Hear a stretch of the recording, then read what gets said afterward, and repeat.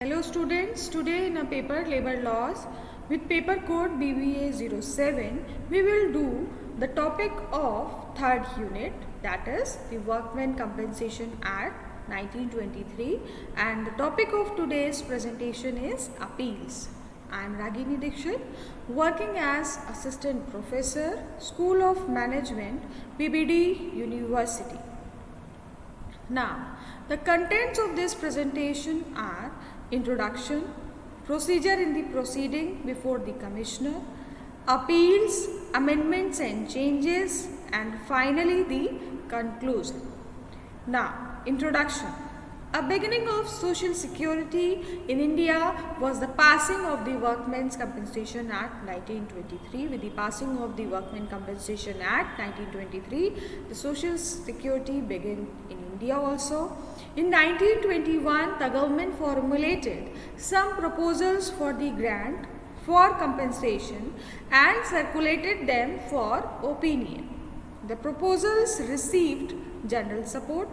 As a result, the Workmen Compensation Act was passed in March 1923 and was put into force on July 1, 1924.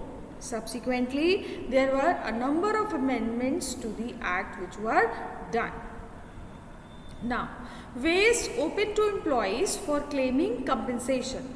Injured employee may claim compensation by filing a civil suit, or he can claim compensation under Employees Compensation Act 1923. Let me tell you, this Workmen Compensation Act is amended as Employees Compensation Act, so it can also be referred as Employees Compensation Act.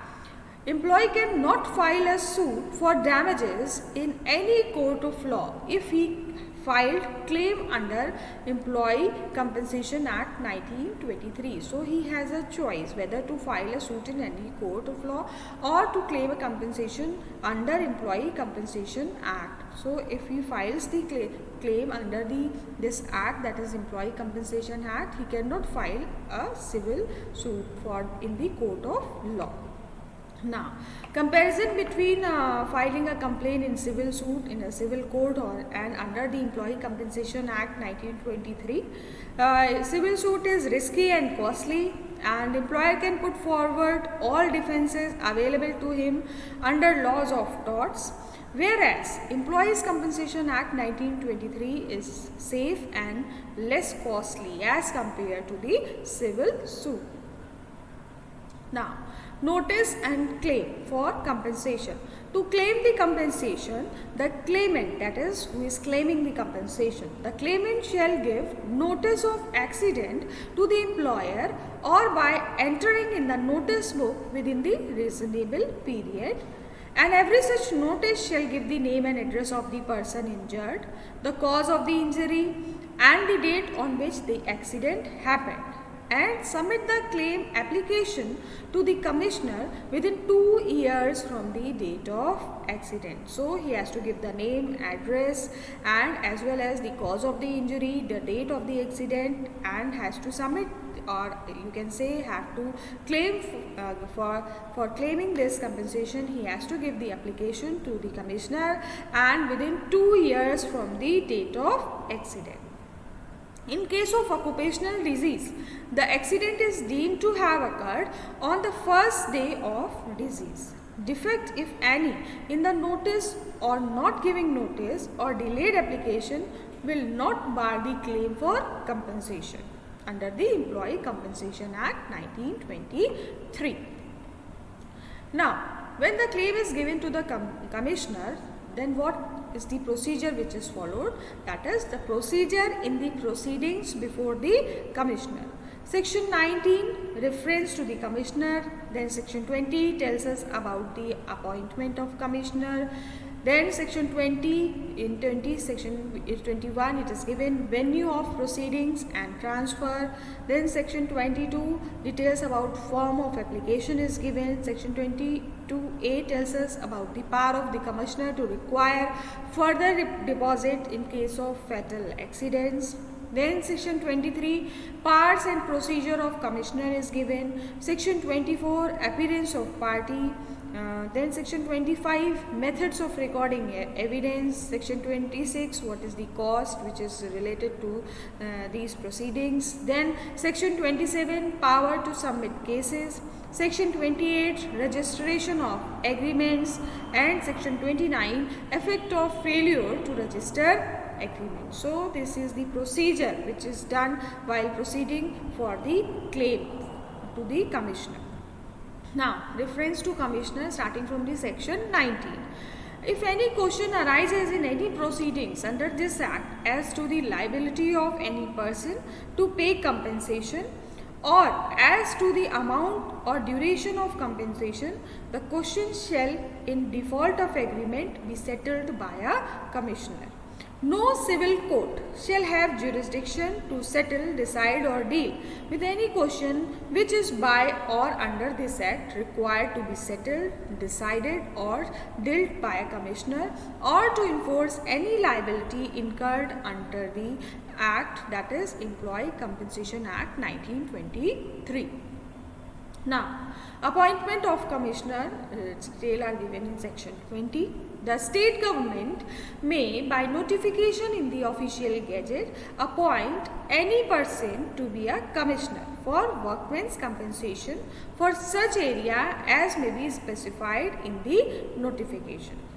Any commissioner may, for the purpose of deciding any matter referred to him for decision under this act, choose one or more person possessing special knowledge of any matter relevant to the matter under inquiry to assist him in holding the inquiry. So, commissioner can himself appoint any person to assist him while holding any inquiry. And these commissioners are appointed by the state government by notification in the official gazette. Then section 21 tells us about the venue of proceedings and transfer. The provisions under this act will be subject to the commissioner as well as if there is a matter related to rules and regulations. The rules made under the act before the commissioner for the area where the accident happened that resulted in the injury, if the employee dies and if the dependent claims compensation, it will reside. Employer's office is registered. No matter should be processed before a commissioner other than the commissioner who has jurisdiction in the area where the accident happened. It shall not happen without giving notice in the manner prescribed. If the employee is the mater of the ship or seaman or a captain or a crew member of the aircraft or employee in a motor vehicle meets with an accident outside India, then such matter shall be done by the commissioner only. Then section 22 tells us about the form of application. No other application for any matter of the commissioner for dependent should be made for compensation. Until and unless some question arises between the parties, there is no settlement as per agreement. Liability of insurer. The insurance company and the insurer are the same and it provides the insurance policies to the employer. The employer takes the insurance for the employee for the risk associated with their work. So, when there is an accident and injury occurs, the employer claims the insurance for the employee. In this case, the employer is the insured. Now, defective application. An application to a commissioner can be made and it will be accompanied by a fee as prescribed. If the applicant is illiterate or because of any other reason is not able to furnish information in written form, then the application shall be in the direction of the commissioner. Section 22A. The power of commissioner is required to further deposit in the cases which talks about fatal accidents. When any amount is deposited by an employer as the compensation payable in respect of an employee whose injuries resulted in his death, and the commissioner thinks that amount or sum was not sufficient, he may state a notice in writing giving reasons. He may call upon the employer to show why he could not make a further deposit within such time as stated in the notice. If the employer fails to satisfy the commissioner may make an award determining the total amount to be paid and requires the employer to deposit the deficient amount. Section 23. Powers and procedures of Commissioner. Commissioner has the power to award compensation more than that what is claimed by the employee if the facts warrant the award. Then section 24, appearance of parties. A person may appear or become a witness for the purpose of examination. An application or act is required to be made by a person to a commission. It may be done on behalf of the legal practitioner or an official of the insurance company or registered trade union or an inspector appointed under section 8 of the Factories Act 1948 or any other officer which is specified by the state government with the permission of the commissioner or a person who is authorized to do so. Section 25.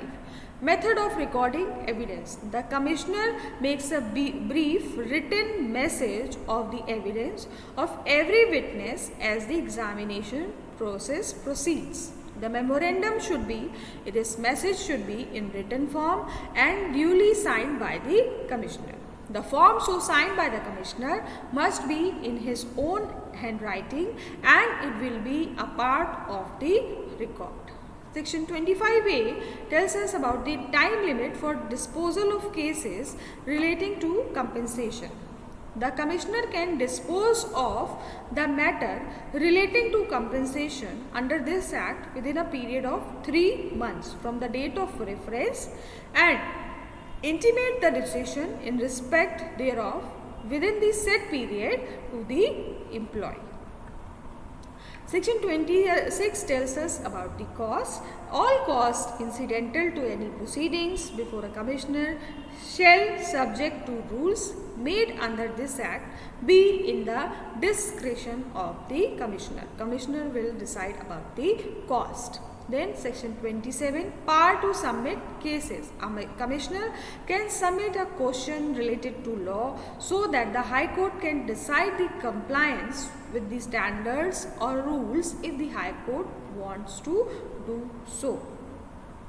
Section 28, registration of agreements. A memorandum should be sent by the employer to the commissioner when a lump sum amount is payable as compensation due by the agreement, either half monthly payment or payment being payable to a woman or a person with a legal disability.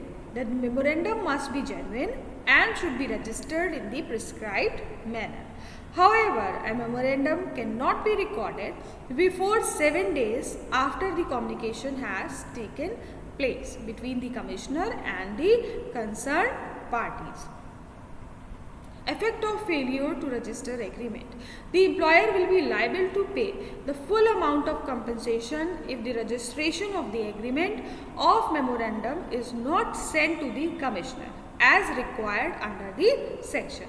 The employer will pay the compensation as he is liable to pay under the provisions of the Act under section 4 until the commissioner directs to deduct more than half of the amount to be paid to the employee as compensation. Now section 30 tells us about the appeals.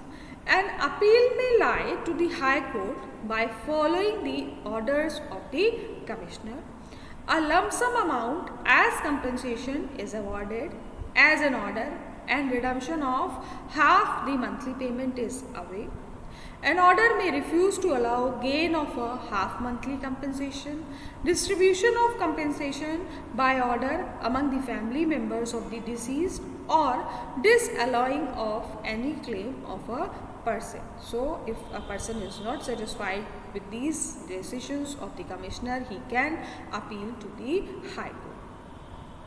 Appeal not accompanied with certificate by the Commissioner under Provision 3. If the appeal is not accompanied by a certificate by the Commissioner that is payable and deposited with him, then no appeal by the employer under Clause A shall lie against the law. The period of limitation under the section for the appeal will be 60 days. Substantial questions of law. In any appeal, if there is a substantial question of law, if there is a difficulty in applying the facts to the law, it will not amount to a substantial question of law. The period of limitation under section 30 is 60 days if a person makes an appeal. An appeal lies against the order of Commissioner, who will compensate only when a substantial question of law is there. The scope in section 30 of the Act for appealing against the order that is passed by the Commissioner is very limited. An appeal should not lie against any order unless there is a substantial question of law. There is one case which is related to this substantial question of law, that is, can courts intervene on question of fact? Yes, the courts can intervene on the question of fact, and this was done in the case of Manglaven versus Dilip Motwani. It was in this case it was held that there was no substantial question of law. In the opinion of the court, the finding of the Commissioner does not prove that the deceased was in the employment of the owner. The learned Commissioner further held that the claimant did not produce any evidence to prove that the deceased was employed for the purposes Dilip Motwani's trade or business. He observed that in the absence of such evidence, the deceased cannot be held to be an employee. In the opinion of the court, the Commissioner committed error of law in holding that the burden lay on the claimant to prove that the deceased was employed for the purposes of the respondent's trade or business. The appellate court has no jurisdiction to entertain an appeal unless the same involves a substantial question of law. Appeal. An appeal lies when there is a judgment passed by the court but the employee or his dependents are not satisfied, and then they can again appeal. Effect of death of claimant. If the injury of the employee results in his death, the employer shall give compensation in addition to the compensation that is deposited within the Commissioner. A sum of 5,000 rupees and not less than that will be given to the eldest surviving dependent of the employee. Third provision to section 31, that is provided further that no appeal by an employer under clause A shall lie unless the memorandum of appeal is accompanied by a certificate by the Commissioner to the effect that the appellant has deposited with him the amount payable under the order appealed against. Review, revision, remand and writ. An employee can ask for the review, revision, remand and writ of any decision that is given by the High Court. If an employee is not satisfied with the decisions of the court regarding the compensation, he can appeal for review by the court. Review can be made only after the decree is passed by the court or an order is made. If there is an error in the decision by the court, appeal can be made for revision, which can be done only by the High Court. An employee can writ if he has been wrongly remanded. Remand means in custody of the court. Condonation of delay. If the appeal by the employee is delayed, it is known as condonation of delay. An appeal is filed when the employee is not satisfied by the decision of the court and want to appeal again for the decision. So when the employee gets delayed in appealing the suit, it will be condoned. Section 30A. Withholding of certain payment pending decisions of appeal. The Commissioner may withhold the payment of any amount which is deposited with him when an employer appeals under Section 30 and it is directed by the High Court. Section 31 tells us about the recovery. the commissioner can recover any amount payable by any person as arrears of land revenue. The commissioner will be deemed to be a public officer if there is an agreement for the payment of the compensation under the meaning of section 5 of the Revenue Act 1890. Now, power of the state government to make rules under section 32. The state government has the power to make rules and regulations for the purpose of this act. These rules provide all the matter without prejudice, namely, the state government prescribes certain intervals where an application may be made under section 6 is subject to conditions when not accompanied by a medical certificate by a qualified practitioner. Then the state government prescribes some intervals where an employee is required to submit himself to undergo certain medical examinations under section 11. The state government prescribes a procedure that need to be followed by the commissioners. It is required when there is disposal of cases under the act and by the parties. The state government regulates the transfer of matters. It also regulates cases from one commissioner to another and also transfer of money in some cases. Now, section 34 tells us about the publication of rules. The power to make rules in section 32 will be subject to the conditions of the rules which were made after previous publication. Rules so published in the official gazettes will have an effect in the act. Section 35. Rules to give effect to arrangements with other countries for the transfer of money paid as compensation. The central government may make rules for transfer of money to any foreign country which is deposited with the commissioner under the act by a notification. A person who resides in a foreign country or is about to reside may be awarded the money deposited under the law relating to employees. The amount related to fatal accident shall not be transferred without the consent of the employer under the commissioner.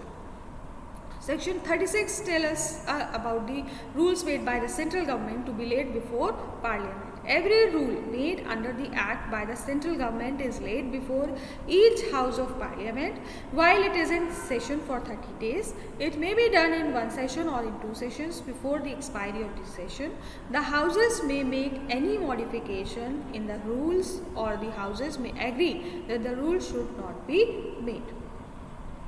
Now, the various amendments and changes which have taken place in the Workmen Compensation Act are the Act is now known as Employees Compensation Act. Earlier it was known as Workmen. Throughout the Act, where a workman or workmen occurs, the word employee and employees shall be substituted. Clerical employees are also included in the definition of employee. Compensation for death raised from 80,000 to 1,20,000. Compensation for permanent total disablement has been raised from 90,000 to 1,40,000. New subsection is added for medical reimbursement. The employee shall be reimbursed the actual medical expenditure incurred by him for treatment of injuries caused during the course of employment. Funeral expenses amount is increased from rupees 2,500 to not less than rupees 5,000. No change in definition of wages. It reserves the right for central government to enhance the amount of compensation. Where the monthly wages of a workman exceeds 4,000 rupees, his monthly wages for the purpose of clause A and clause B shall be deemed to be 4,000 rupees only. Now, finally coming to the conclusion, the Act is basically made for the employees so that when they incur expenses for the injury suffered during an accident, they can get compensation from the employers. The basic rule of vicarious liability applies in this Act. The employee gets compensation only when the injury takes place in the course of employment and in the workplace. So this was all about your appeals in Compensation Act and how the procedure is being carried out by the commissioners. That is, if there can be two types of appeals, that is, you can appeal to the commissioner, you can against the laws, against the rules that are given by the commissioner, as well as you can appeal to the court also for reviewing of their decisions. Finally, this is the final procedure which is generally being followed in the appeals. That is, your case is referred to the commissioner, then there is appointment of commissioner, then when your proceeding and transfer is decided, form of application, then power of commissioner and powers and procedure of commissioner, appearance of parties, methods of recording evidence, cost, power to submit cases, registration of agreement, effect of failure to register agreement, the power of state government to make rules. Then is your section 30 tells us about the appeals, that is, you can appeal against the order of the commissioner to the High Court, as well as you can appeal to the High Court to review its order also if the employee is not satisfied with the order of the High Court. So this was all about your appeals in the Workmen Compensation Act, or you can say Employees Compensation Act 1923. Thank you.